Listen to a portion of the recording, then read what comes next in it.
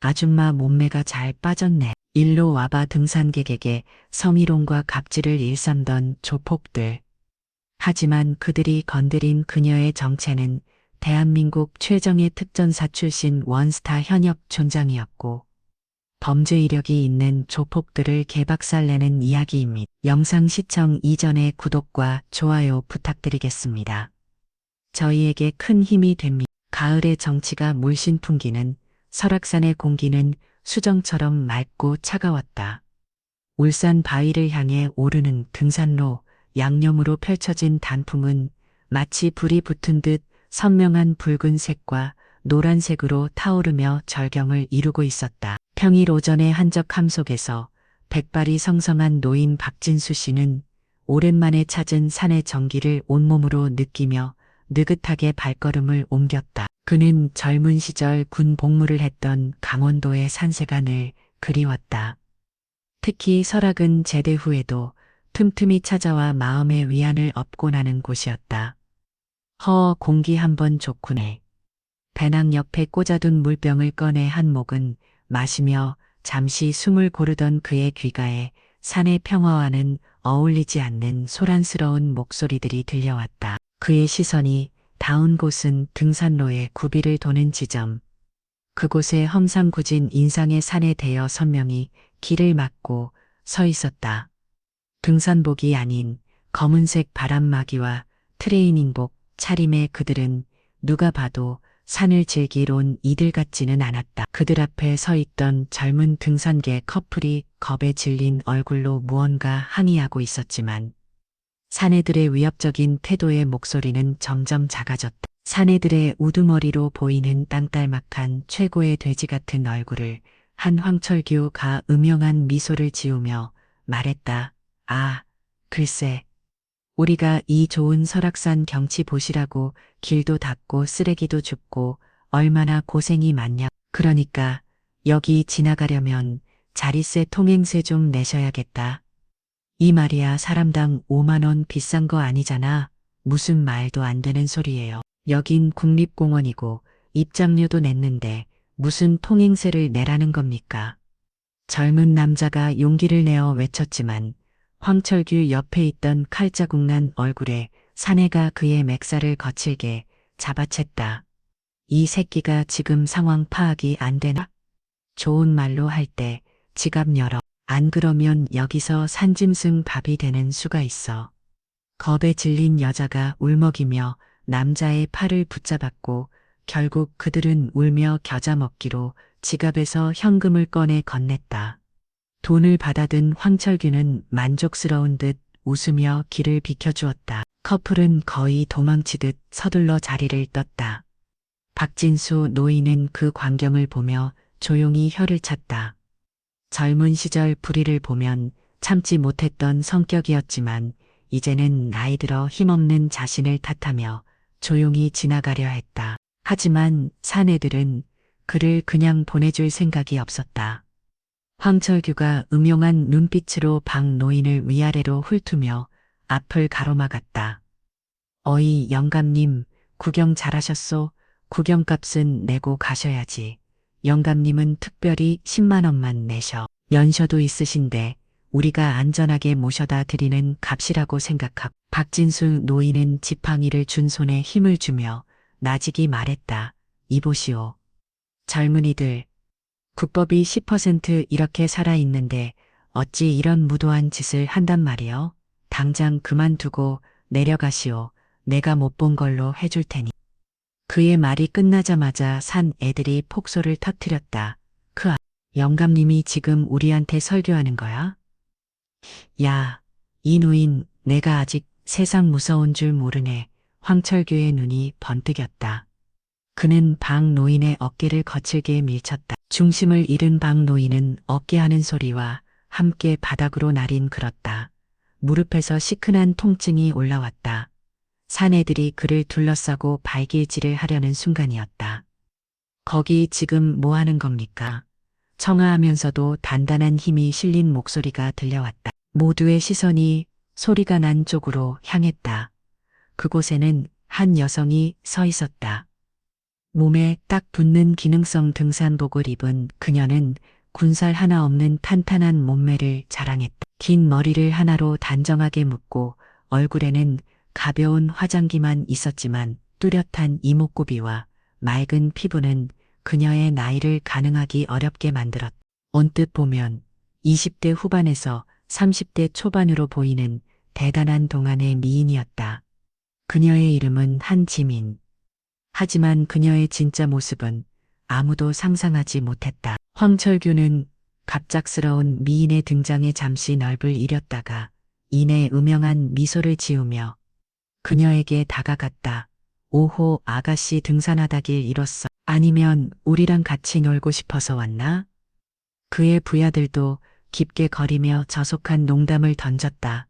야, 몸매 죽이는데 얼굴도 예쁘장한 게 딱 내 스타일이야. 한지민은 그들의 희롱에도 눈 하나 깜짝하지 않고 넘어진 박진수 노인에게 다가가 그의 상태를 살펴다 어르신 괜찮으십니까? 아, 괜찮소. 젊은이는 어서 피하시오. 저자들은 좋은 사람들이 아니오. 박 노인이 걱정스럽게 말했지만 한지민은 그를 부축해 이름여 세운 뒤 황철균 일당을 향해 돌았었다. 그녀의 눈빛은 차갑게 가라앉아 있었다. 어르신께 사과하고 빼앗은 돈 전부 돌려주고 당장 여기서 꺼지세요. 그럼 경찰에 신고하지 않고 넘어가 드리죠. 그녀의 당돌한 태도에 황철규는 어이가 없다는 듯 헛웃음을 터뜨렸다. 뭐, 이 여자가 지금 뭐라고 짓거리는 거야? 야, 너 몇 살이야? 아줌마야, 누나야? 생긴 건 반반한데 겁대가리를 상실했네. 몸매 좋은데 돈 없으면 몸으로 때우는 건 오빠들이랑 좋은데 가서 화끈하게 놀아줄 수 있는데 황철균의 노골적인 성희롱의 부하들이 다시 한번 저질스럽게 웃어댔다. 하지만 한지민의 표정에는 변화가 없었다. 그녀는 오히려 상대를 관찰하듯 그들의 움직임 서 있는 위치 무게 중심까지 파악하고 있었다. 마치 숙련된 사냥꾼이 먹이감을 분석하는 듯한 눈빛이었다. 마지막 경고입니다. 3초 들이죠. 하나. 그녀의 입에서 숫자가 흘러나오자 황철규는 인상을 구기며 소리쳤다. 이 미친년이 진짜 죽고 야, 전연자 봐. 산속이라 보는 눈도 없겠다. 오늘 밤새도록 재미 좀 보자. 그의 말이 신호탄이었다. 가장 가까이 있던 칼자국 얼굴에 사내가 음영한 미소를 지으며 한지민에게 손을 뻗었다. 그 순간 한지민의 몸이 움직였다. 그것은 폭발적이라는 반으로는 부족한 섬광과도 같은 움직임이었다. 사내 손이 한지민의 어깨에 닿기 직전 그녀의 몸이 반밖에 돌며 그의 팔을 잡아챘다. 악! 하는 비명과 함께 산의 발이 부자연스러운 각도로 꺾였. 한지민은 그대로 그의 팔꿈치 관절을 무릎으로 찍어 눌렀다. 또 가는 소름 끼치는 소리와 함께 사내는 바닥에 쓰러져 팔을 붙잡고 비명을 지르며 뒤잉크렀다. 순식간에 벌어진 일에 황철규와 나머지 부하들은 잠시 얼어붙었다. 그들이 정신을 차리기도 전에 한지민은 이미 다음 목표를 향해 움직이고 있었다.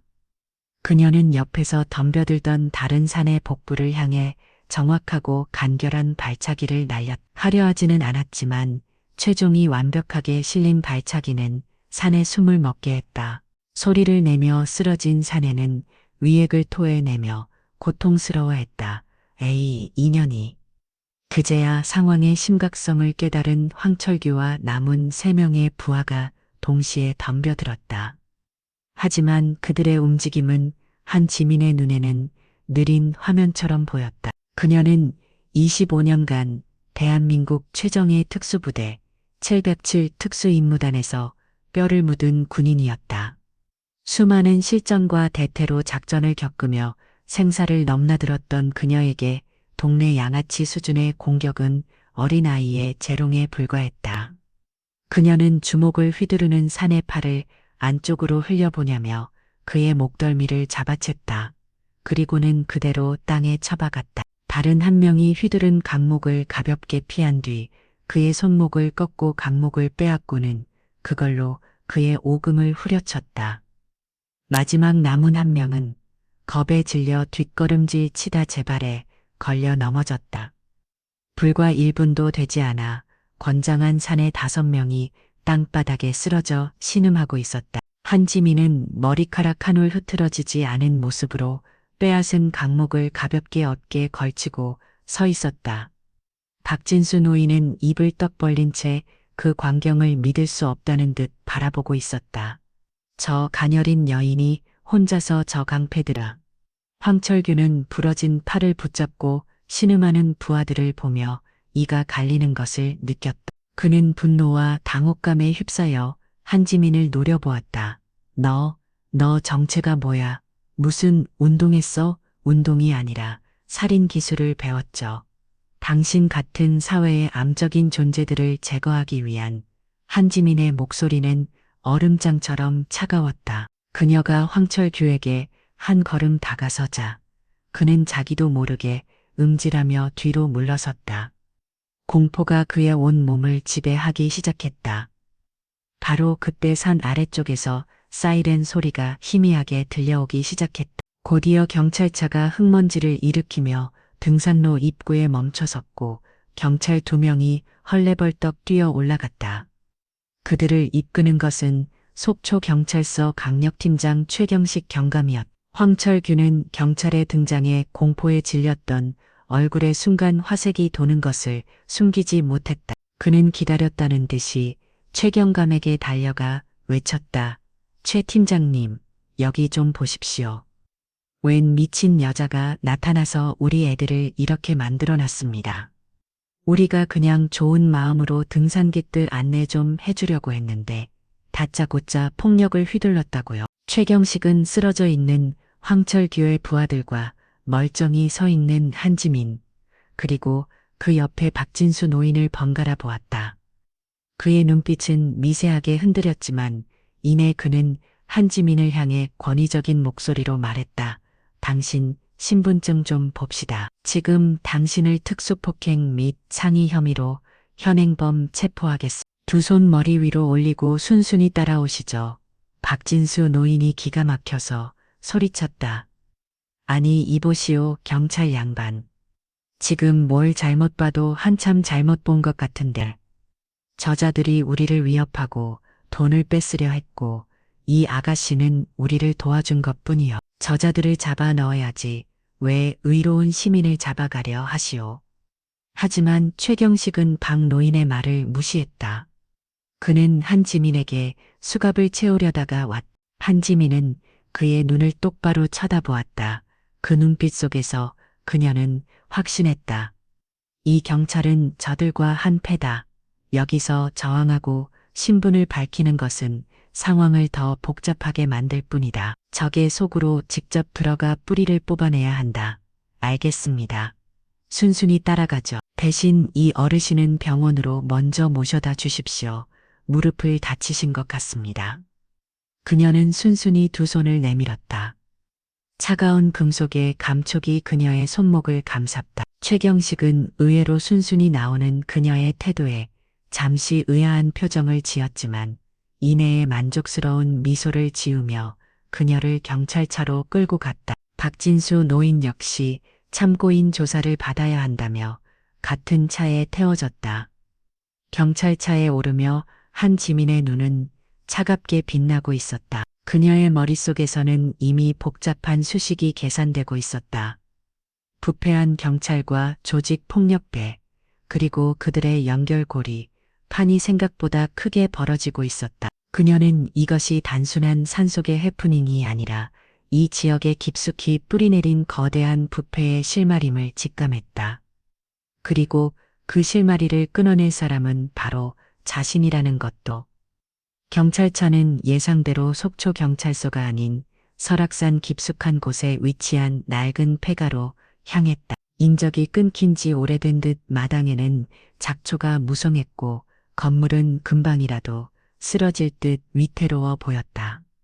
최경식은 한지민과 박진수 노인을 거칠게 차에서 끌어내 폐가 안으로 밀어넣었다. 내부는 먼지가 자욱하고 곰팡이 냄새가 코를 찔렀다. 잠시 후 황철규와 그의 부하들도 절뚝거리며 안으로 들어왔다. 그들은 분이 풀리지 않는다는 듯 한 지민을 죽이듯이 노력을 했다. 최경식이 낡은 의자에 거만하게 걸터 앉아 한 지민을 신문하기 시작했다. 자, 이제 슬슬 물어보시지. 이름, 나의 직업, 정체가 뭐야? 어디서 뭘 하다 온 여자인데 간땡이가 배 밖으로 튀어나왔어. 한 지민은 입을 굳게 감은 채 그를 쳐다보기만 했다. 그녀의 침묵에 최경식의 미간이 좁혀졌다. 황철규가 옆에서 거들었다. 최 팀장님, 전현 눈가를 보십시오. 아직도 정신을 못 차렸습니다. 저런 년은 말로 해서는 안 됩니다. 제가 아주 좋은 방법으로 입을 열게 해드리죠. 황철규가 음영하게 웃으며 한 지민에게 다가오려 하자 박진수 노인이 버러어리를 지르며 그의 앞을 막아섰다. 이 천하의 못된 놈들. 하늘이 무섭지도 않으냐. 경찰이라는 자가 조봇과 한패가 되어 무고한 시민을 겁박하고 이게 나라가 제대로 돌아가는 꼴이란 말이냐. 시끄러워. 이 늙은이가. 황철규가 박 노인을 거칠게 밀쳐냈다. 박 노인은 벽에 부딪히며 신음을 흘렸다. 그 순간 한 지민의 눈에서 섬광이 터져 나왔다. 그녀는 수갑을 찬 손을 앞으로 뻗어 의자 다리 모서리를 강하게 내리 찍었다. 적하는 소리와 함께 수갑의 연결고리가 끊어졌다. 모두가 놀라기도 전에 그녀는 옆에 있던 황철규의 부하에게 달려들어 그의 목을 팔로 감아 인간 방패로 삼았. 그리고 깨진 수갑 조각을 그의 목에 겨누었다. 움직이지 마. 움직이는 순간 이놈 목이 그어질 테니까. 순식간에 역전된 상황에 폐가 안에 공기가 얼어붙었다. 최경식은 당황하여 허리에 찬 권총에 손을 가져갔다.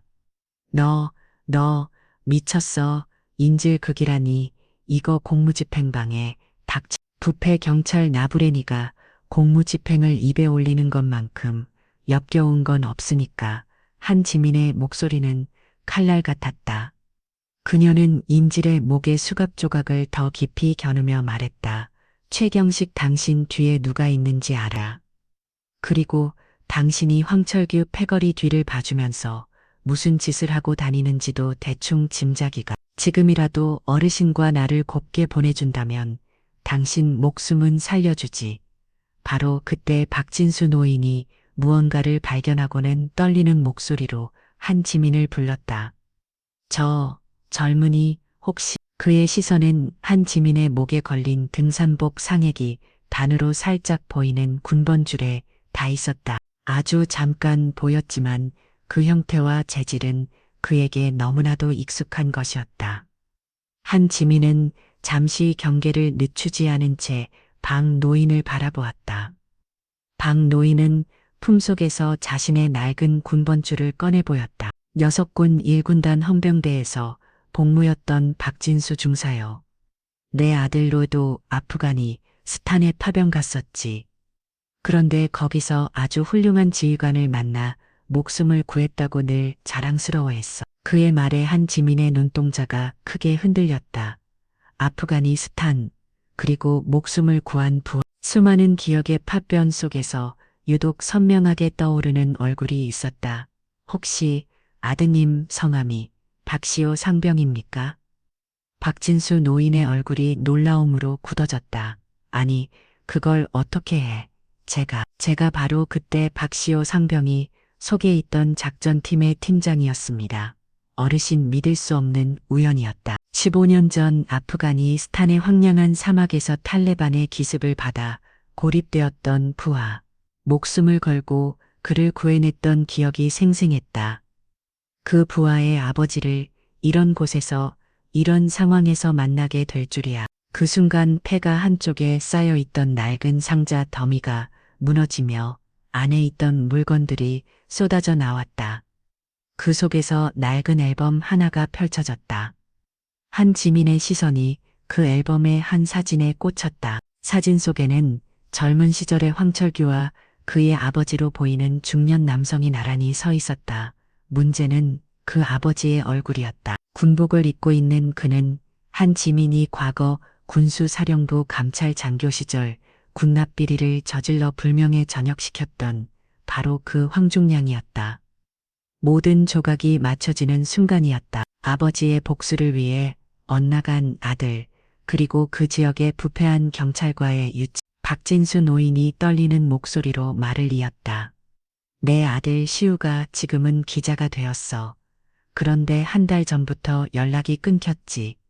이 지역의 부정부패, 특히 경찰과 조폭의 유착관계를 취재한다면서 속초로 내려온 뒤부터 그래서 내가 아들을 찾아 여기까지 오게 된 것이요. 한지민은 모든 것을 이해했다. 이것은 단순한 우연이 아니었다. 과거의 인연과 현재 악연이 뒤엉켜 그녀를 이곳으로 이끈 운명이었다. 그녀는 더 이상 망설일 필요가 없었다. 어르신 걱정 마십시오. 제가 반드시 아들님을 찾아드리겠습니다. 그리고 이 쓰레기들도 전부 제 손으로 치워버리겠습니다. 그녀의 눈빛은 더 이상 평범한 등산객의 것이 아니었다. 그것은 적을 앞에 둔 맹수의 눈빛, 국가가 키워낸 최정의 인간 병기의 눈빛이었다. 그녀는 인질의 목을 잡은 팔에 힘을 주며 최경식과 황철규를 향해 선언했다. 이제부터 게임의 룰을 바꾸지.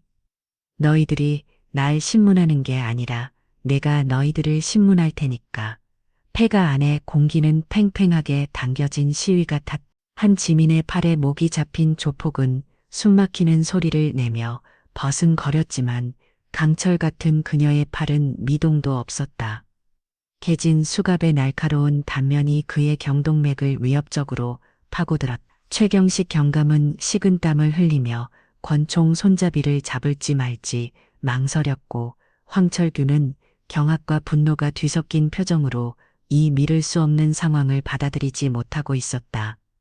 자, 그럼 신문을 시작해볼. 한지민의 목소리는 얼음처럼 차가웠지만 이상하리 많지 차분했다. 그녀는 먼저 황철균을 향해 시선을 돌렸다. 황철균 씨 맞나? 당신 아버지 황병만 중령.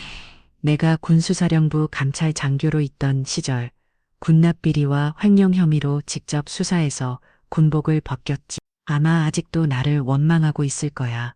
근데 그 더러운 피가 어디 가겠나? 아비는 군대에서 나라 좀 도둑질하더니 아들은 산에서 등산객 주머니나 털고 있군. 참으로 장관이야. 아버지의 복수. 고작 이런 좀 도둑질로 복수라니. 자네 아버지가 지하에서 통곡하겠. 그녀의 말은 정확하게 황철균의 아픈 곳을 찔렀다. 존경했던 아버지가 비리 군인으로 낙인 지켜 몰락한 뒤 그는 세상을 향한 분노와 삐뚤어진 복수심으로 살아왔다. 그런데 그 모든 것을 꿰뚫어보고 있다는 듯한 저 여자의 눈빛과 조롱 섞인 만투는 그의 이성을 마비시키기에 충분했다. 닥쳐, 내가 우리 아버지에 대해 뭘 알아. 내년 같은 것 때문에 우리 집안이 풍비박산났어. 풍비박산 그건 자네 아버지가 자초한 일이야. 나라의 녹을 먹는 군인이 자기 배를 채우기 위해 전우를 배신한 죄, 그 죄값을 치른 것뿐이지. 그런데 자네는 뭘 했나? 그 잘못을 바로잡을 생각은 안 하고 아버지보다 더 추악한 방식으로 살고 있잖아. 최소한 자네 아버지는 비겁할 지원정, 힘없는 노인이나 여자를 상대로 갑질을 하지 않았어. 자네는 그보다도 못해 이 개 같은 년이. 황철규가 이성을 잃고 달려들려 하자 한지민은 인질의 목에 수갑 조각을 살짝 눌렀다. 빗방울이 배어나오자 인질이 비명을 질렀고 황철규는 음질하며 걸음을 멈췄다. 한지민은 그를 격렬하듯 쳐다본 뒤 시선을 최경식에게로 옮겼다. 그리고 당신 최경식 경감, 당신은 더 악질이야. 국민의 생명과 재산을 지키라고 줬더니 그 경찰 제복을 입고 조폭 뒤나 닦아주고 있어. 설악산 일대 불법 도박장 유흥업소 상납금. 당신 통장으로 들어가는 돈이 꽤 짭짤하겠다고는 황철규가 벌이는 이 통행세 장사도 당신 아이디어라며 머리는 좋은데 그걸 아주 더러운 곳에 쓰는 재주가 있어. 한지민은 사실 관계를 추측해서 던진 말이었지만 정확히 자신의 칩을 꿰뚫린 최경식의 얼굴은 하얗게 질려갔다. 그는 떨리는 목소리로 외쳤다. 무슨 증거도 없이 함부로 짓거리는 거야. 너 이거 무거죄까지 추가될 줄 알아. 증거. 한지민은 피식 웃었다. 증거는 지금부터 찾으면 돼. 그리고 당신이 지금 가장 두려워하는 게 뭔지 알려줄까? 바로 내가 이 자리에서 죽지 않고 살아나가는 거야. 내가 살아있는 한 당신의 모든 비리는 세상에 드러나게 될 테니까. 당신은 이제 끝났어. 최경식은 극심한 공포에 휩싸였다. 이 여자는 보통이 아니다. 행동, 말투, 눈빛, 모든 것이 평범한 사람의 범죄를 넘어섰다. 이대로 그녀를 살려보내면 자신의 인생은 끝장이라는 생각이 내리를 스쳤다. 그는 마지막 발악을 하기로 결심했다. 모두 가만히 있어. 지원 요청이다. 지원 요청. 최경식이 허리춤에서 무전기를 꺼내 박을 파게 외치려는 순간이었다. 한지민은 그 순간을 놓치지 않았다. 그녀는 인질로 잡고 있던 조폭의 등을 강하게 걷어차 최경식 쪽으로 날려보냈다. 비명을 지르며 날아온 육중한 몸에 부딪힌 최경식은 균형을 잃고 뒤로 넘어졌다. 그가 손에 들고 있던 무전기가 공중으로 튀어올랐다. 한지민은 마치 한 마리의 표범처럼 바닥을 박차고 몸을 날렸다. 그녀의 손이 허공에서 정확하게 무전기를 낚아챘다. 동시에 바닥에 착지하며 넘어진 최경식의 턱을 군홧발로 가볍게 걷어차다. 최경식은 짧은 신음과 함께 의식을 잃었다. 이 모든 것이 불과 2초 만에 벌어진 일이었다.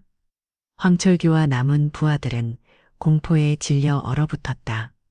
인간의 움직임이라고는 믿을 수 없는 광경이었다. 한지민은 바닥에 쓰러진 이들을 차갑게 내려다보며 무전기에 송신 버튼을 눌렀다. 지지직거리는 소음과 함께 그녀의 목소리가 폐가를 넘어 속초경찰서 관제실 그리고 강원지방경찰청 전체 통신망으로 울려 퍼졌다. 그녀의 목소리는 더 이상 평범한 여성의 목소리가 아니었다. 수많은 부하들을 호령하고 전장을 지휘하던 지휘관의 위엄이 서려 있었다. 여기는 대한민국 육군 특수전 사령부 소속 한지민. 잠시 정적이 흘렀다. 관제실에서는 뜬금없는 군인의 교신에 당황한 기색이 역력했다. 송신자 소속과 용무를 다시 한번 밝히시오. 한지민은 폐가 안에 모두가 들으라는 듯 또 박도박 힘주어 말했다. 여기는 육군 특수전 사령부 제출공 7특수임 무단장. 계급 줄장. 현재 설악산 국립공원 내 불법 시설물에서 소속 경찰서 강력팀장 최경식 경감의 직권남용 및 민간인 불법 감금 현장을 확인했다. 즉시 관할 헌병대에 연락하여 현장으로 병력 출동을 요청한다. 반복한다. 여기는 7법 7부대장 부장 한지민이다. 즉시 헌병대 출동을 요청한다. 주장 별 여단장급 지휘. 그 단어가 흘러나오는 순간 폐가 안의 시간은 완전히 멈췄다. 황철규는 자신의 귀를 의심했다. 방금 저 여자가 뭐라고 조장, 원스타, 저 젊고 아름다운 여자가 말도 안. 하지만 무전기를 통해 울려 퍼지는 그 어떤 거짓도 섞이지 않은 위엄과 권위는 그것이 냉엄한 현실임을 증명하고 있었다. 최경식을 제외한 모든 조폭들의 얼굴에서 피기가 사라졌다. 그들은 자신들이 건드린 상대가 누구인지 깨달았다. 그들은 산에서 예쁜 등산객을 희롱하고 돈이나 뜯어내려 한 것이 아니었다. 대한민국 최정예 특수부대를 지휘하는 현역 장군을 건드린 것이었다. 황철규의 다리가 후들거리 힘이 풀렸다. 그는 그대로 바닥에 주저앉아 버렸다. 반은 완전히 뒤집혔다. 한지민 주장의 교신이 끝나자 폐가 안은 죽음과도 같은 침묵에 휩싸였다. 무전기 저변에서 당황한 관제실의 목소리가 다급하게 흘러나왔지만 한지민은 더 이상 응답하지 않았다.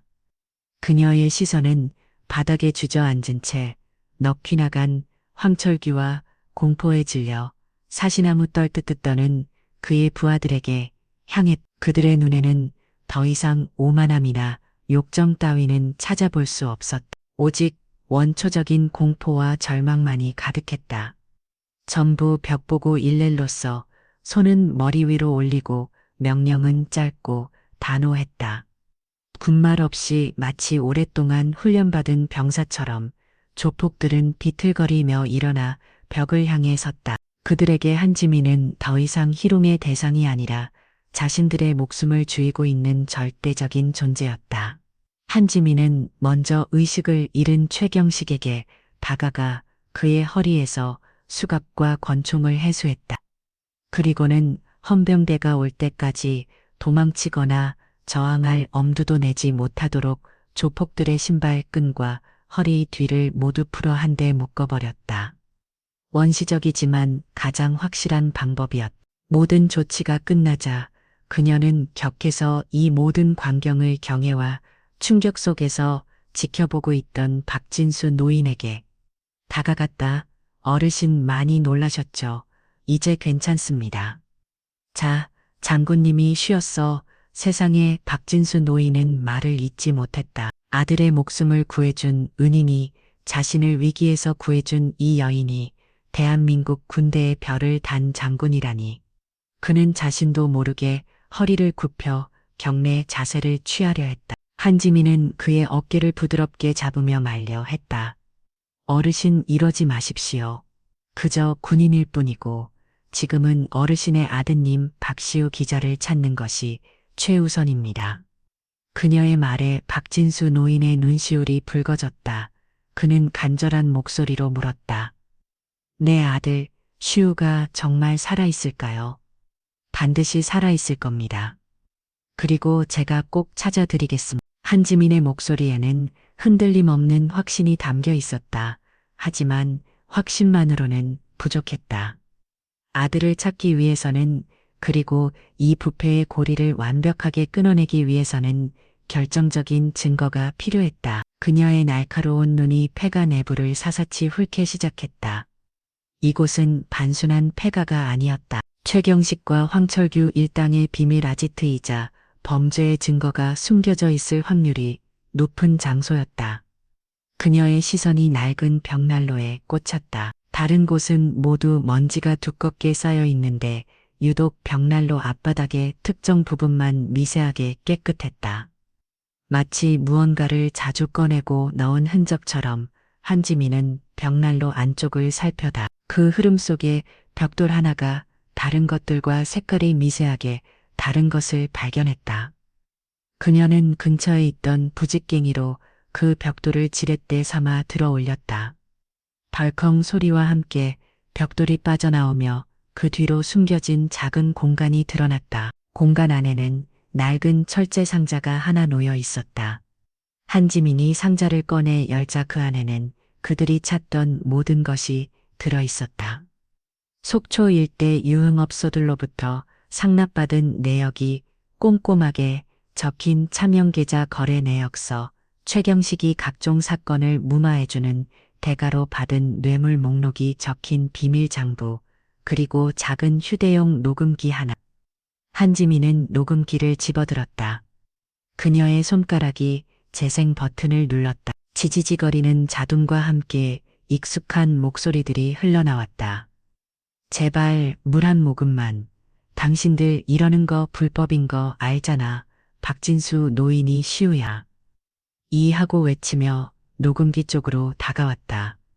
분명 아들 박시우 기자의 목소리였다. 몹시 지치고 쇠약해진 목소리였다. 시끄러워 이 기자 새끼야. 우리가 불법인 거 몰라서 이러는 줄 알아. 내 놈이 우리 뒤를 켜고 다니는 바람에 얼마나 손해가 막심한지 알아? 황철규의 목소리였다. 황 사장, 너무 흥분하지 마. 이 친구 그냥 겁만 좀 주고 끝낼 일이 아니야. 너무 많은 걸 알아버렸어. 특히 우리 사이의 관계를 이대로 살려두면 우리 둘 다 끝장이야. 최경식의 냉정한 목소리가 뒤를 이었다. 어떻게 할 겁니까? 죽이기라도 하겠다는 겁니까? 죽이는 것보다 더 좋은 방법이 있지. 근처에 예전에 쓰던 만석 폐광이 있잖아. 갱도 깊숙한 곳에 던져 넣어버리면 아무도 못 찾아. 실족사로 처리하면 그만이야. 마침 등산 왔다가 실종된 걸로 꾸미면 완벽하지. 녹음이 거기서 끊겼다. 박진수 노인은 얼굴이 새하얗게 질린 채 휘청거렸다. 한지민이 그의 팔을 단단히 부축했다. 아들은 살아있었다. 하지만 지금 당장 구하지 않으면 영영 잃을 수도 있는 절체절명의 위기 상황이었다. 한지민은 다시 무전기를 들었다. 이번에는 경찰망이 아닌 비상군 통신망으로 주파수를 맞췄다. 이 무전기는 경찰용이었지만 그녀의 지식으로는 군 통신망 접속도 가능했다.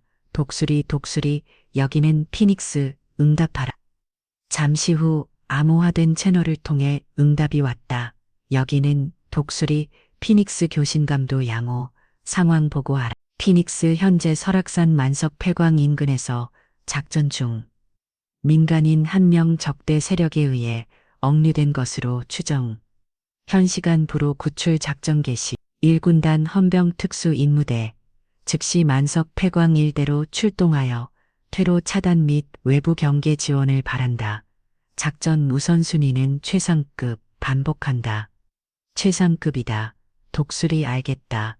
즉시 조치하겠다. 교신을 마친 한지민은 결연한 눈빛으로 박진수 노인을 바라보았다.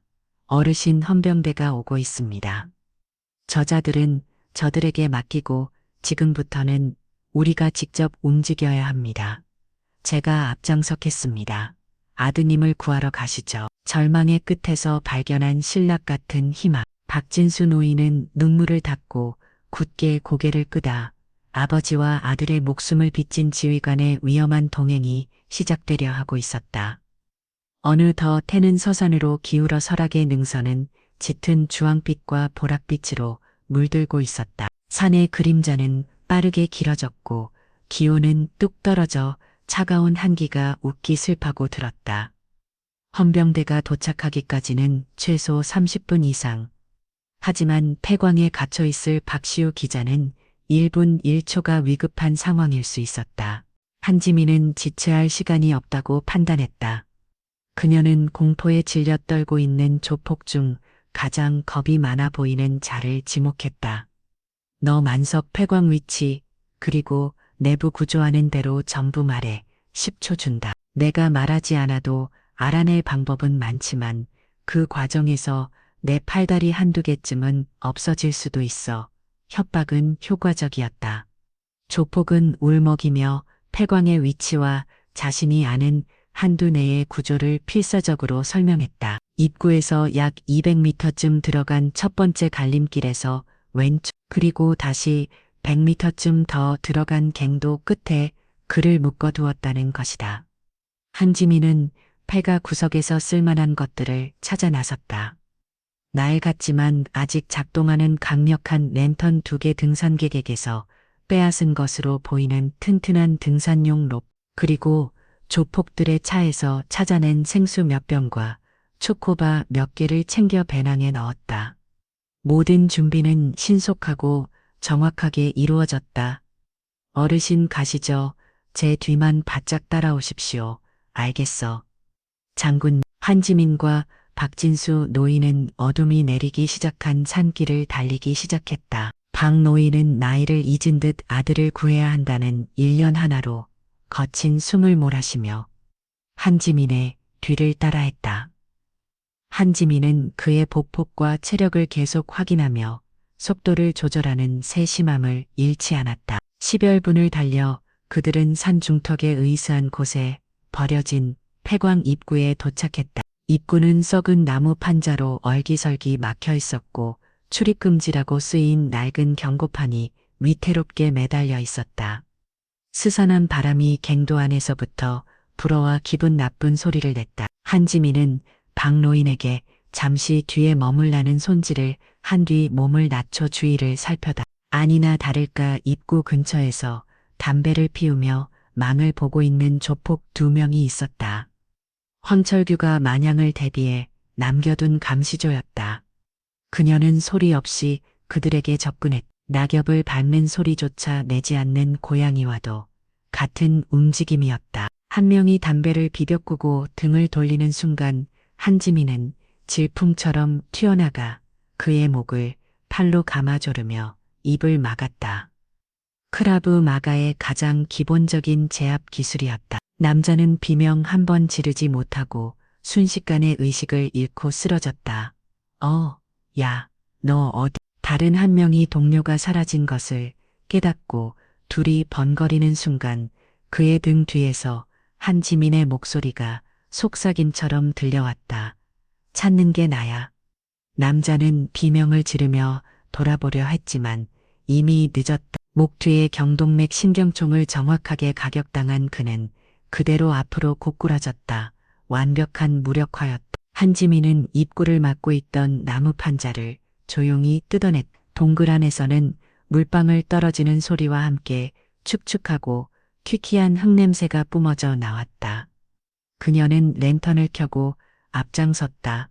이제부터는 발밑을 조심하셔야 합니다. 언제 무너질지 모르는 곳입니다. 랜턴 불빛이 비추는 갱도는 사람 하나가 겨우 지나갈 수 있을 정도로 비좁았다. 벽에서는 축축한 이끼와 정체 모를 광물질이 빛을 받아 긴묘하게 반짝였다. 칠흑 같은 어둠 속에서 의지할 것이라고는 한 줄기 빛과 서로의 존재뿐이었다. 조폭이 말한 대로 200m쯤 들어가자 갈림길이 나왔다. 그들은 망설임 없이 왼쪽으로 향했다. 안으로 들어갈수록 공기는 더욱 차갑고 희박해졌다. 방 노인의 숨소리가 점점 거칠어졌다. 얼마나 더 들어갔을까? 갱도 저변에서 희미한 신음소리가 들려왔다. 쉬우냐? 방 노인이 외쳤다. 그러자 저변에서 힘없는 목소리가 대답했다. 아, 뭐지? 그들은 소리가 나는 곳을 향해 달려갔다. 갱도의 막다른 곳 바닥에 한 남자가 기둥에 묶인 채 쓰러져 있었다. 일주일은 좋게 굶은 듯 헬쑥한 얼굴에 온 몸은 먼지와 상처투성이었다. 바로 박시우 기자였다. 시우야, 내 아들아. 박진수 노인은 아들에게 달려가 그의 몸을 묶은 바투를 필사적으로 풀기 시작했다.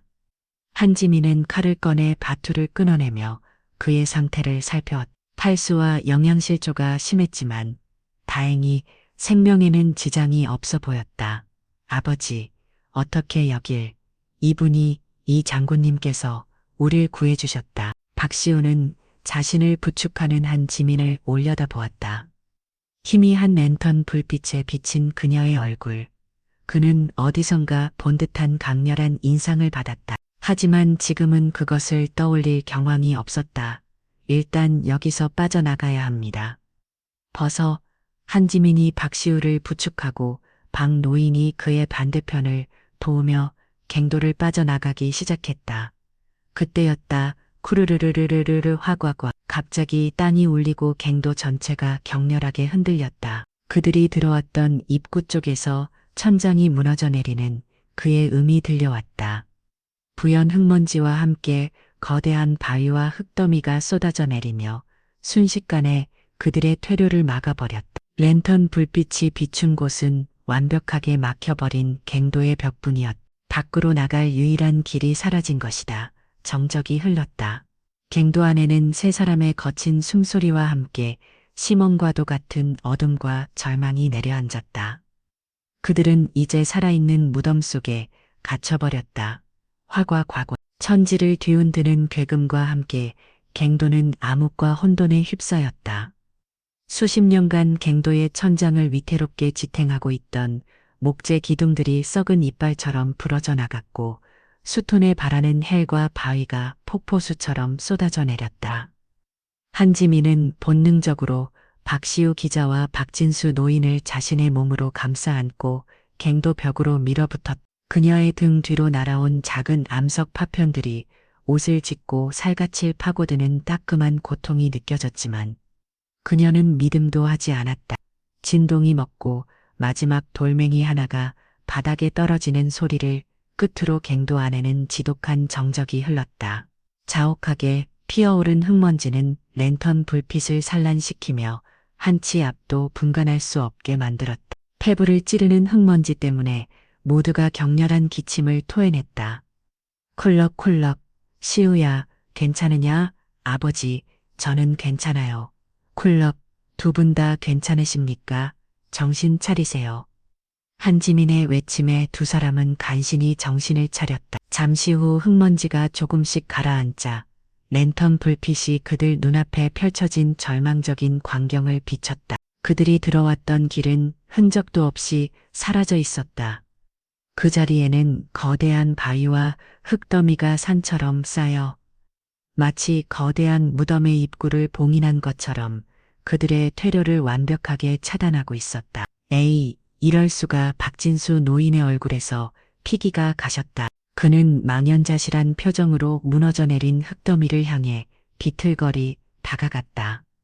시우야, 이럴 수가. 아비가 너를 구하러 왔다. 결국 너와 함께 이 어두운 땅 속에 갇히게 되었구나. 미안하다. 정말 미안하다.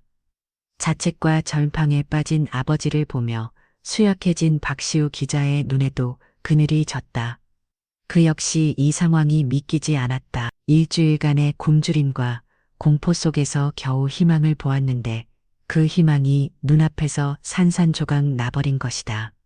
살아있는 관 속에 갇힌 기분이었다. 그대였다. 짝 하는 날카로운 소리가 어둠을 갈랐다. 한지민이 자신의 뼈를 강하게 후려친 소리였다. 갑작스러운 행동에 두 남자의 시선이 그녀에게로 향했다. 그녀의 눈은 이성적인 빛으로 차갑게 빛나고 있었다. 정신 차리십시오.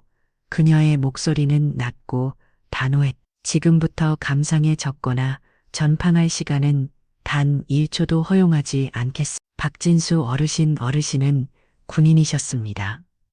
군인은 어떤 상황에서도 평정심과 임무를 잃지 않습니다. 박시우 기자님은 진실을 파헤치는 분입니다. 진실은 포기하지 않는 자에게만 모습을 드러냅니다. 우리의 현재 임무는 생존이고 찾아야 할 진실은 탈출구입니다. 제 말 알아들으셨습니까? 그녀의 목소리에는 사람의 마음을 움직이는 힘이 있었다. 그것은 수많은 부하들을 이끌고 생사의 갈림길을 넘어온 지휘관의 카리스마였다. 박진수 노인은 자신도 모르게 이해하겠습니다. 라고 군대식으로 대답했고 박시우 기자 역시 힘겹게 고개를 끄단 지민은 즉시 상황 파악에 들어갔다. 우선 자원부터 확인하겠습니다.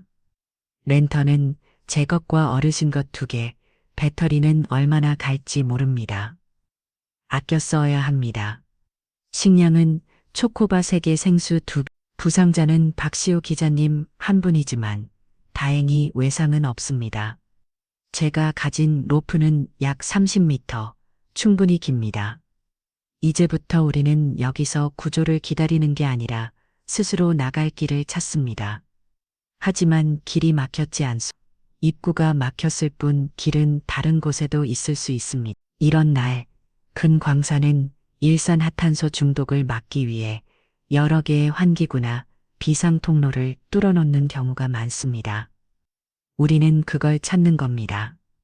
한지민의 논리적인 설명은 전팡에 빠져던 두 사람에게 희미한 희망의 빛을 던져주었다. 그녀는 박진수 노인에게 주변 경계와 조명 확보를, 박시우 기자에게는 잠시 휴식을 취하며 체력을 비축하라는 임무를 부여했다. 작은 임무였지만 그것은 두 사람이 무력감에서 벗어나 다시 의지를 다지는 계기가 되었다. 한지민은 랜턴 하나를 들고 갱도 내부를 사사치 탐색하기 시작했다. 그녀는 단순히 눈으로만 보지 않았다. 벽에 귀를 대고 소리를 듣고 손끝으로 암석의 질감을 느끼고 코로 공기의 미세한 흐름을 맡았다. 그녀의 모든 감각은 생존을 위해 극도로 예민하게 벼려진 탐지기였다. 몇 개 막 다른 갱도를 확인하고 돌아 나오기를 수차례. 시간은 흐르고 체력은 점점 떨어져 갔다. 박시우 기자의 상태가 다시 나빠지기 시작했다. 그때 한지민이 낡은 목재 지지대와 녹슨 광차 레일이 어지럽게 널려 있는 한 갱도 앞에서 걸음을 멈췄다. 차진, 갱가, 박진수 노인이 조심스럽게 물었다. 한지민은 대답 대신 손가락으로 자신의 볼을 가리켰다. 어르신 느껴지십니까? 뭘, 바람입니다. 아주 희미하지만 분명히 공기가 흐르고 있습니다. 그녀의 말에 박 노인도 집중했다. 그러자 정말로 아주 미세하게 뼈암을 스치는 공기의 흐름이 느껴졌다. 죽어있던 공간이 아니었다. 어딘가 바깥과 연결되어 있다는 명백한 증거였다. 희망이 심장을 거세게 두드렸다. 그들은 바람이 불어오는 곳을 향해 조심스럽게 나아갔다.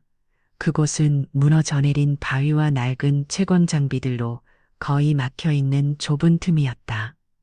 틈새는 성인 남자는 거영 아이도 지나가기 힘들어 보였다. 하지만 그 틈 사이로 바깥 세상에 신선한 공기가 분명히 들어오고 있었다. 찾았습니다. 여기가 우리의 새로운 길입니다. 한지민이 선언했다. 그녀의 눈은 어둠 속에서도 횃불처럼 타오르고 있었다. 절망의 무덤 속에서 그들은 마침내 한 줄기 빛 생명으로 이어지는 신락 같은 희망을 발견한 것이다. 희망을 발견했지만 그 희망은 손에 잡히지 않는 신기로처럼 아득했다. 그들 앞을 가로막은 것은 사람 하나 겨우 팔을 뻗을 수 있는 좁은 바위 틈이었다. 이 틈을 통과하기 위해서는 주변을 막고 있는 바위와 흙더미를 치워내야만 했다. 맨손으로는 불가능한 일이었다. 도구가 필요하오. 박진수 노인이 주변을 둘러보며 말했다.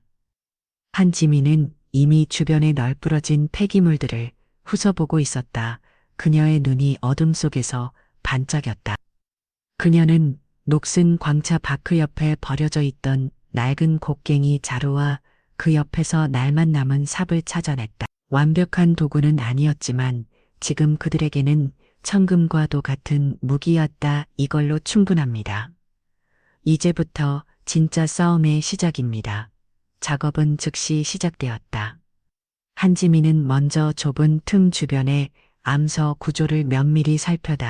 그녀는 무작정 힘으로 부수는 것이 아니라 가장 약한 결을 찾아 최소한의 힘으로 최대한의 효과를 내는 방법을 연구했다. 마치 적의 약점을 분석하는 전술가와 같았다. 제가 먼저 큰 돌을 깨고 어르신과 기자님은 잔해를 치워주십시오. 3인 1조로 교대로 휴식하며 작업합니다. 체력 안배가 가장 중요합니다. 그녀의 지휘 아래 젊은적인 노동이 시작되었다. 칭칭. 좁은 갱도 안에 낡은 연장과 바위가 부딪히는 소리가 날카롭게 울려 퍼졌다. 한지민은 곧 갱이 자루의 삼날을 묶어 만든 조악한 도구를 들고 믿을 수 없는 힘과 정확성으로 바위를 내리찌웠다. 그녀의 가녀린 몸, 어디에서 그런 힘이 나오는지 두 남자는 경탄을 금치 못했다. 그 다음에 비오듯 흘러내려 흙먼지와 귀영켜 그녀의 얼굴을 뒤덮었지만 그녀의 눈빛은 한치의 흔들림도 없었다. 강철의 의지란 바로 저런 것이라. 박진수 노인 역시 늙은 몸을 이끌고 필사적으로 잔해를 치웠다. 아들을 살려야 한다는 아버지의 사명감이 그의 육체적한 개를 초월하게 만들었다. 최악했던 박시우 기자도 가만히 있을 수 없었다. 그는 작은 돌멩이라도 하나 더 옮기기 위해 안간힘을 썼다. 얼마나 시간이 흘렀을까. 모두가 지쳐갈 무렵 잠시 휴식을 위해 자리에 앉았다. 한지민은 배낭에서 초코바 하나를 꺼내 세 조각으로 나누었다. 작은 초콜릿 조각이 주는 달콤함이 파들어가는 목과 지친 육신의 활력을 불어넣었다. 그때 침묵을 지키던 박시우 기자가 힘겹게 입을 열었다.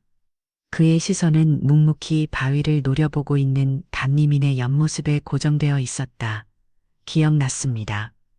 네, 아프가니스탄 간다하루 외곽이었습니다. 탈레반의 로켓 공격에 저의 분대가 고립되었을 때 통신은 두절되고 사방에서 총알이 빗발쳤습니다. 저는 파편의 다리를 맞아 꼼짝도 못하고 있었죠. 모두가 끝이라고 생각했을 때 그때 한 분이 나타났습니다. 박시우의 목소리가 떨렸다. 흙먼지와 화약 연기 속에서 마치 지옥의 여전사처럼 나타나서 정확한 사격으로 적들을 제압하고 저를 어깨 둘러매고 그 지옥을 빠져나왔어. 정신을 잃기 직전에 본 그분의 눈빛을 저는 평생 잊을 수 없습니다.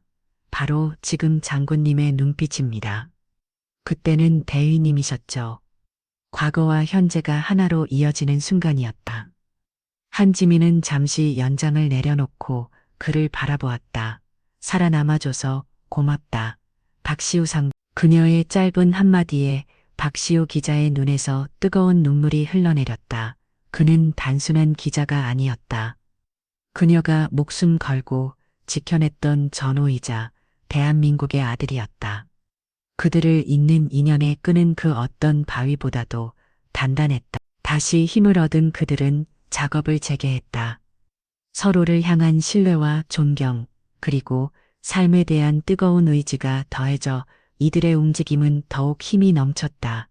마침내 몇 시간의 사투 끝에 하는 소리와 함께 사람 한 명이 겨우 비집고 들어갈 만한 크기의 구멍이 뚫렸다.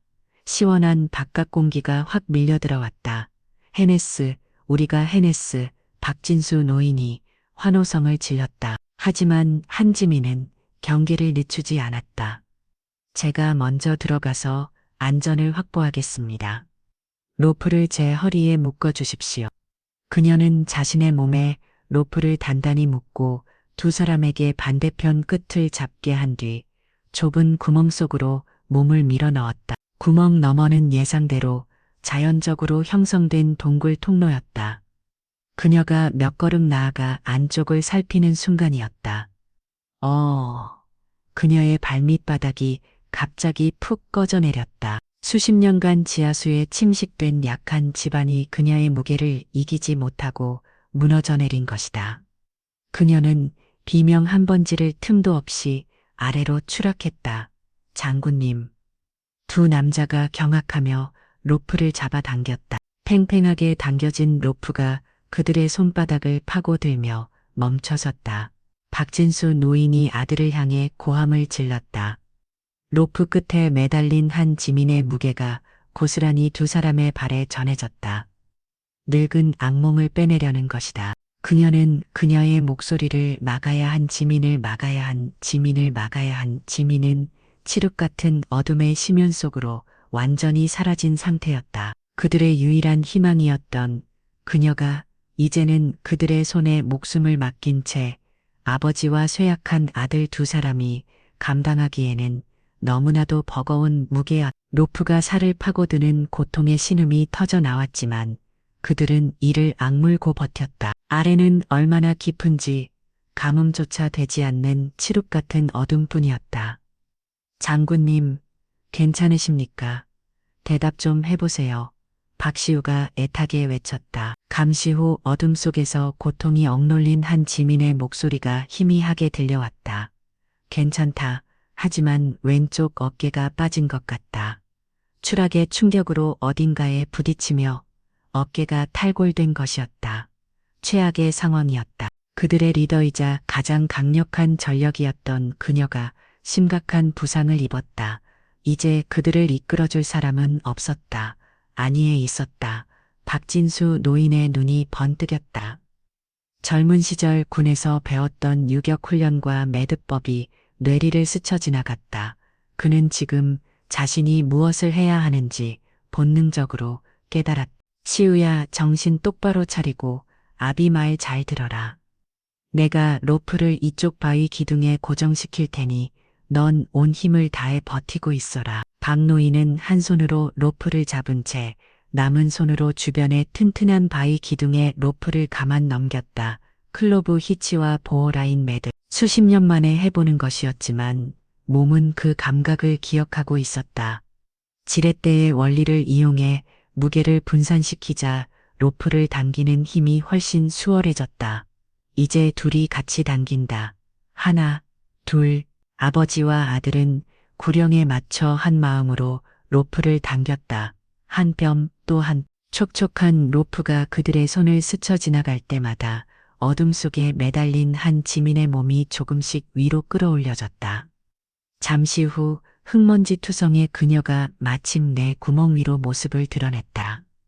그녀의 왼쪽 팔은 부자연스러운 각도로 축 늘어져 있었고 얼굴은 극심한 고통으로 창백하게 질려 있었다. 그들은 극심맥진하여 바닥에 쓰러졌다. 구원자를 구해낸 것이다. 하지만 한 지민은 쉴 틈도 없이 말했다. 이대로는 안 된다. 어깨를 맞춰야 한다. 하지만 병원도 없고 내가 방법을 알려주겠다. 박진수 어르신 제 등 뒤에서 양팔로 제 몸통을 단단히 고정해 주십시오. 박시우 기자, 당신은 제 왼팔 손목을 잡고 내가 신호를 보냐면 수평 방향으로 강하고 빠르게 당겨라. 망설이면 더 위험하다. 두 남자는 잠시 망설였다. 하지만 그녀의 눈빛에는 어떤 의심도 허용하지 않는 강한 의지가 담겨 있었다. 그들은 그녀의 지시에 따라했다. 준비됐나? 네.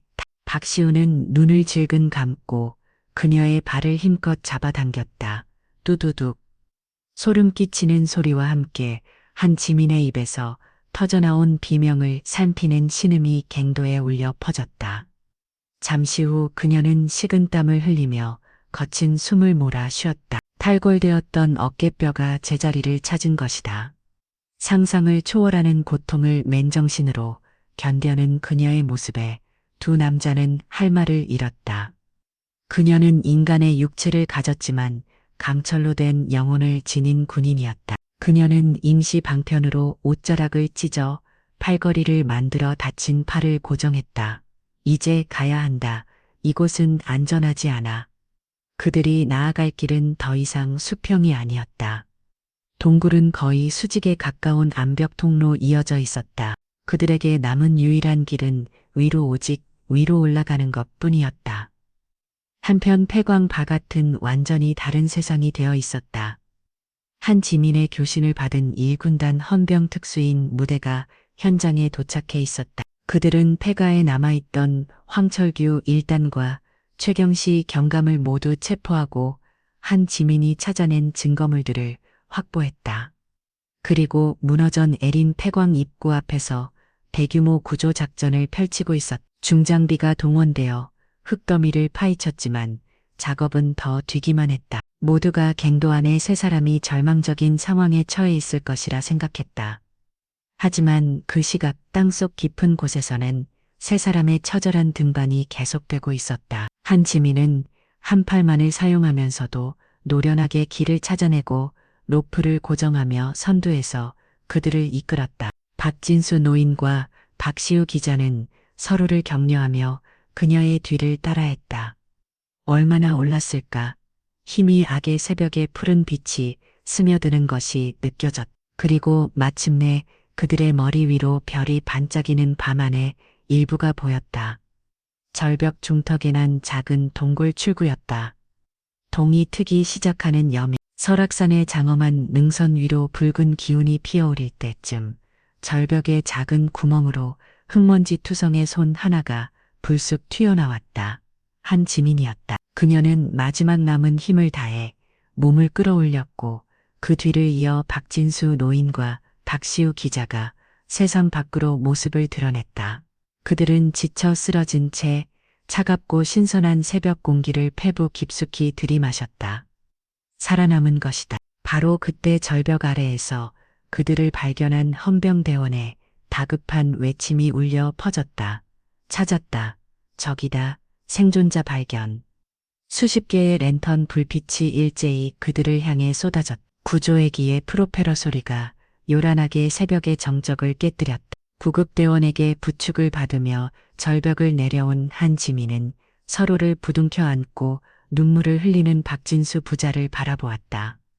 그녀의 얼굴에 힘겨운 사톡 끝에 찾아온 옅은 미소가 번졌다. 임무원수. 길고 길었던 어둠의 끝에서 그들은 마침내 눈부신 여명을 맞이하고 있었다. 설악산의 새벽은 칠흑 같은 어둠을 걷어내고 장엄한 산의 능선 위로 숭고한 빛을 쏟아내고 있었다. 구조 헬리콥터의 강력한 프로펠러가 만들어내는 바람이 주변의 나뭇가지들을 격렬하게 흔들었고 헌병 특수인 무대원들의 군화가 흙과 돌을 밟는 소리가 새벽의 정적을 가르며 분주하게 울려 퍼졌다. 악몽과도 같았던 밤이 지나고 마침내 구원의 아침이 밝아온 것이다. 응급구조대원들이 한지민과 박진수 부자의 상태를 신속하게 살펴다. 박시우 기자는 극심한 탈수와 영양실조 상태였지만 다행히 내상은 없었다. 박진수 노인 역시 찰과상 외에는 건강에 큰 이상이 없었다. 문제는 한지민이었다. 급하게 맞추긴 했지만 탈골되었던 왼쪽 어깨는 심한 통증과 함께 통통 부어 올라 있었고 밤새 이어진 사투로운 몸의 근육이 비명을 지르고 있었다. 하지만 그녀는 자신의 고통을 내색하지 않았다. 그녀의 시선은 현장을 지휘하고 있는 헌병 특임대장 김성은 소령에게 향해 있었다. 김소령은 구급대원에게 상황 브리핑을 받은 후 한지민에게 다가와 조금의 흐트러짐도 없는 자세로 거수 경례를 붙였다. 충성 단장님 무사하셔서 다행입니다. 현장 통제 및 후속 조치 보고 드리겠습니다.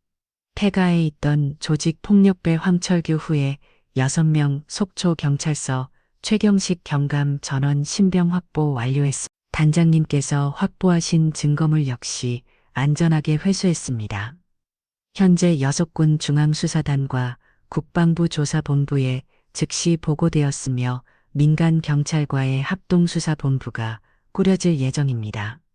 수고했다 김소령. 부상자는 저항 과정에서 경미한 부상자 외에는 없습니다. 잘했다. 그녀는 고통을 참으며 짧게 대답했다. 중장과 소령. 그들의 대화는 생사를 넘나든 민간인이 아닌 임무를 완수한 군인의 모습, 바로 그것이었다. 박시우 기자는 링거를 맞으며 그 광경을 멍하니 바라보았다. 저 여인은 방금 전까지 자신들과 함께 어둠 속에서 죽음의 공포와 싸우던 사람이었다. 하지만 지금 그녀는 수십 명의 무장한 군인들을 지휘하는 카리스마 넘치는 지휘관으로 돌아와 있었다. 그 간극이 너무나도 비현실적으로 느껴졌다. 잠시 후 세 사람은 헬기에 올라 국군 수도병원으로 긴급 이송되었다. 그 앵음과 함께 설악의 품을 떠나며 창밖으로 보이는 장엄한 산의 풍경은 그들에게 영원히 잊을 수 없는 기억으로 각인될 터였다. 사건의 파장은 예상보다 훨씬 거대하고 신속했다. 현역 특전사 장군이 조직폭력배와 결탁한 부패 경찰에게 납치되었다가 자력으로 탈출하고 그 과정에서 실종된 기자를 구출했다는 사실은 그 자체만으로도 엄청난 폭발력을 지닌 유수였다. 유군과 경찰 수뇌부는 발칵 뒤집혔다. 특히 경찰 조직은 제시구의 칩을 감싸기는커녕 군의 서슬퍼런 압박과 들끓은 여러 납에서 꼬리를 내릴 수밖에 없었다. 국군 수도병원에 입원한 지 사흘째 박시우 기자는 병상에 노트북을 올려놓고 미친 듯이 타자를 쳐내려갔다. 그의 손끝에서 지난 일주일간 겪었던 지옥 같은 시간과 그 안에서 목격한 불의와 정의가 생생한 활자로 되살아나고 있었다. 그는 단순한 피해자가 아니었다. 이 거대한 부패 스캔들의 중심을 관통한 유일한 증인이자 기록자였다. 그리고 마침내 그의 기사가 세상에 공개되었다. 단독 설악산 뒤덮은 검은 유착. 현지 경찰서장 조폭과 결탁해 통행세 갈취. 심층 취재 실종 기자의 7일간의 기록. 폐광에 감금된 진실. 그리고 그를 구한 의인. 기사는 대한민국을 뒤흔들었다. 처음에는 단순한 지역 비리 사건으로 시작되었지만 후속 기사를 통해 의인의 정체가 7덕7 특수임 무단장 현역 여성 장군인 한지민 출장이라는 사실이 밝혀지자 여론은 그야말로 폭발했다. 국민들은 부패 경찰과 조폭의 행태에 분노했고 영화보다 더 영화 같은 구출국을 벌인 한지민. 조장의 용기와 헌신에 열광했다. 박시우 기자의 기사는 단순한 폭로에 그치지 않았다. 한지민이 확보한 비밀 장두와 녹취록이라는 스모킹 건은 수사의 금물길살을 타게 했다. 최경식과 황철규는 처음에는 혐의를 부인했지만 빼도 박도 못할 증거와 장군 납치라는 전대미문이 제목 앞에서 결국 무너져 내렸다. 그들의 자백을 통해 강원도 일대에 수년간 거미줄처럼 퍼져 있던 경찰과 조폭 그리고 지역 유지들 간의 검은 커넥션이 실체를 드러냈다. 결과는 대대적인 숙청으로 이어졌다. 최경식뿐만 아니라 그에게 뇌물을 상납하고 비리를 눈감아 주었던 상급자들과 동료 경찰 수십 명이 줄줄이 옷을 벗거나 구속되었다. 설악산 호랑이 파는 뿌리째 뽑혀 와해되었고 그들이 불법적으로 운영하던 도박장과 유흥업소들도 모두 폐쇄되었다. 설악산은 마침내 오랫동안 알았던 종양을 도렴하고 맑고 깨끗한 본연의 모습을 되찾게 되었다. 일주일 후 한지민은 어깨에 반단이 붕대를 감은 채 박진수 부자의 병실을 찾았다. 그녀는 사복이 아닌 어깨에 빛나는 별이 달린 반정한 육군 정복 차림이었다. 병실에 있던 두 사람은 자리에서 벌떡 일어나 굳은 표정으로 그녀를 맞아다. 장군님, 어찌 여기까지, 몸은 좀 어떻습니까? 한지민의 물음에 박시우 기자가 먼저 대답했다. 내 덕분에 거의 다 회복되었습니다. 퇴원이 결정되었습니다. 다행입니다. 짧은 안부 인사가 오간 뒤 잠시 침묵이 흘렀다. 그 침묵을 깬 것은 박진수 노인이었다. 그는 한지민 앞으로 다가와 조금의 망설임도 없이 허리를 깊이 숙였다. 장군님, 이 늙은이의 목숨과 내 아들의 목숨을 구해주셨습니다. 이 은혜를 어찌 말로 다 갚을 수 있을지 모르겠습니다.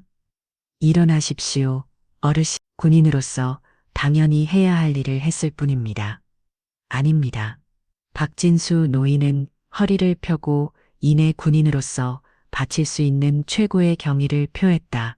그는 각 잡힌 자세로 서서 한지민의 눈을 똑바로 바라보며 거수경례를 붙였다. 그의 눈가에는 뜨거운 눈물이 고여 있었다. 대한민국 예비역 중사 박진수 구해주셔서 진심으로 감사합니다. 충성. 그것은 전우에게 보내는 후배 군인이자 위대한 지휘관에게 보내는 진심 어린 격리였다.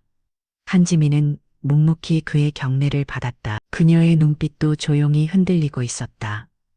박시우 기자 역시 그녀에게 다가와 고개를 숙였다. 장군님, 저 역시 두 번의 목숨을 빚었습니다. 아프가니스탄에서 한 번 그리고 이곳 설악산에서 또 한 번 이 빚을 어떻게 갚아야 할지. 앞으로 저는 장군님께서 지키고자 하셨던 그 정의를 위해 제자리에서 펜으로 싸우겠습니다. 그것이 제가 장군님께 진 빚을 갚는 유일한 길이라 믿습니다. 한지민은 비로소 옅은 미소를 지었다. 그것이 바로 내가 두 번이나 당신을 구한 이유다. 박시우 기자. 병실을 나온 한지민은 길고 하얀 병원 복도를 천천히 걸었다. 창밖으로 쏟아지는 햇살을 맞으며 그녀는 이번 사건의 의미를 조용히 되새겼다. 군인의 적은 비단 휴전선 너머만 있는 것이 아니었다. 국민의 삶을 존먹고 사회의 근간을 흔드는 내부의 부패와 불의 역시 마땅히 싸워 이겨내야 할 적이었. 그리고 그 싸움의 가장 강력한 무기는 서로를 향한 믿음과 포기하지 않는 의지라는 것을 그녀는 다시 한번 깨달았다. 한 달 후 가을의 끝자락에서 겨울의 문턱으로 넘어가는 계절. 한지민은 다시 설악산을 찾았다. 별이 달린 군복도 특수부대원의 전투복도 아닌 처음 이곳을 찾았을 때와 똑같은 편안한 등산복 차림이었다. 어깨 부상은 거의 회복되어 움직임에 불편함이 없었다. 그녀가 올랐던 등산로 입구에는 불법 갈취행위 집중 단속이라는 현수막이 걸려 있었고 산을 오가는 등산객들의 얼굴에는 평화와 활기가 넘쳤다. 아무도 그녀가 누구인지 한 달 전 이 산에서 어떤 끔찍한 일이 벌어졌는지 알지 못했다. 그리고 그녀는 그것이 마음에 들었다. 그녀는 예의 그 조폭들을 만났던 장소에 잠시 멈춰섰다. 이제는 그 어떤 위협도 불의도 남아있지 않은 평화로운 숲길이었다. 그녀는 눈을 감고 맑은 산의 공기를 깊이 들이마셨다. 모든 것이 제자리로 돌아왔다. 그녀가 다시 발걸음을 옮겨 울산 바위가 한눈에 보이는 전망대에 섰을 때였다. 그녀의 배낭 안에서 위성 전화가 짧게 진동했다. 발신자는 에토플루시 특수전 사령부. 그녀는 잠시 망설임 없이 그러나 장엄하게 펼쳐진 서랍의 풍경을 눈에 담으며 전화를 받았다. 한지민입니다. 수화기 너머로 특수전 사령관의 낮고 긴급한 목소리가 들려왔다. 새로운 위협, 새로운 임무였다. 그녀의 눈빛이 순간 변했다. 평화로운 산을 즐기던 등산객의 부드러운 문 사라지고 국가의 가장 은밀하고 위험한 임무를 수행하는 지휘관의 날카롭고 차가운 빛이 그 자리를 채웠다. 그녀는 서랍의 절경을 등지고 몸을 돌렸다. 알겠습니다. 즉시 복귀하겠습니다. 짧은 대답을 마친 그녀는 망설임 없이 산을 내려가기 시작했다. 그녀가 가야 할 곳은 더 이상 평화로운 자연이 아니었다. 보이지 않는 위협과 싸워야 하는 어둠 속.